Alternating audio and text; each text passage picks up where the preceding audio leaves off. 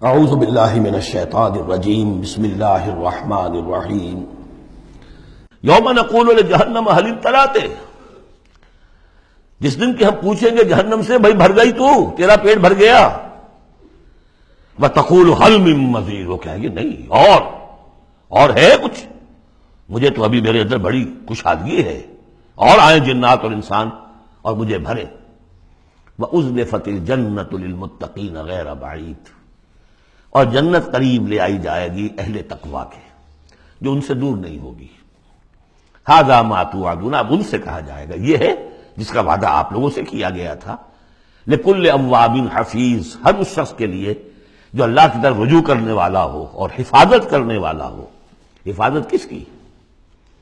جو امانت ہم نے دی تھی۔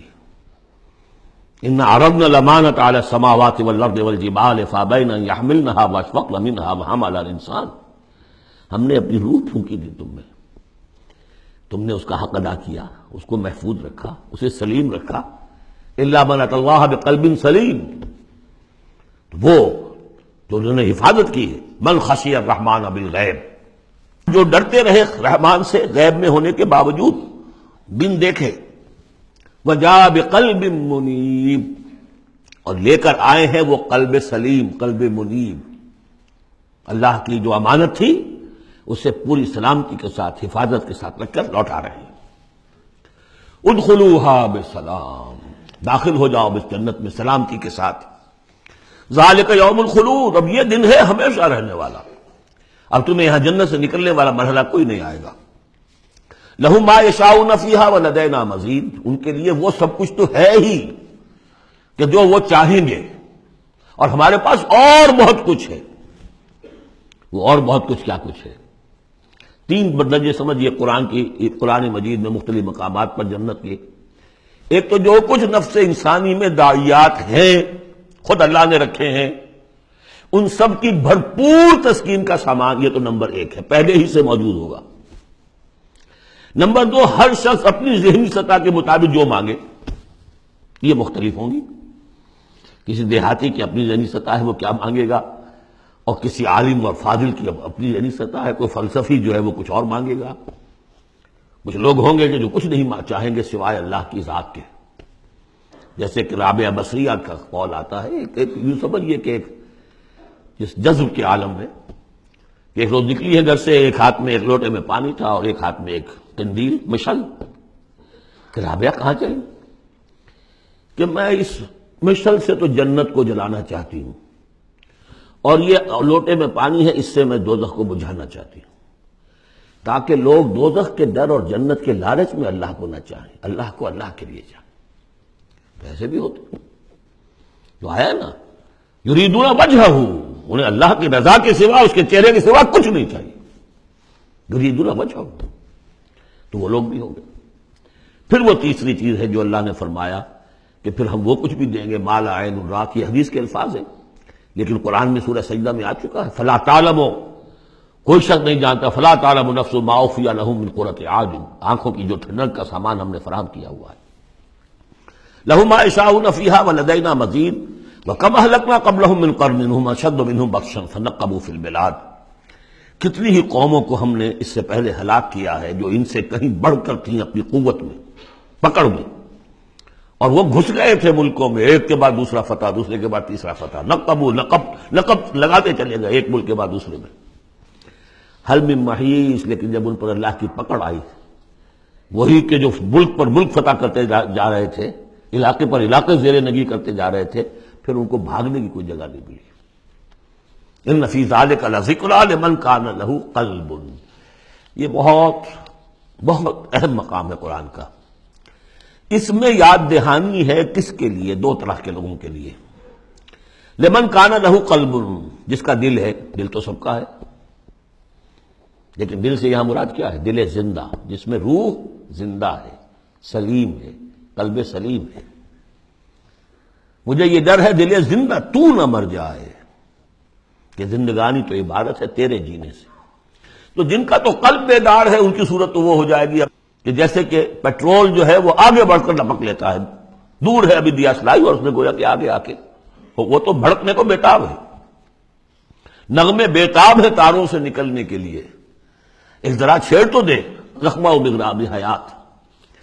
تو یہ ہے وہ لوگ جن کا دل زندہ ہے۔ اس کے بارے میں حافظ ابن قیم کی ایک بڑی خوبصورت عبارت ہے کہ بہت سے لوگ وہ ہیں جب قرآن کو پڑھتے ہیں تو ایسے محسوس کرتے ہیں کہ قرآن مصحف میں نہیں لکھا ہوا، ان کے اپنے دل پر لوح قلب پر نقش ہے، وہاں سے پڑھ رہے ہیں۔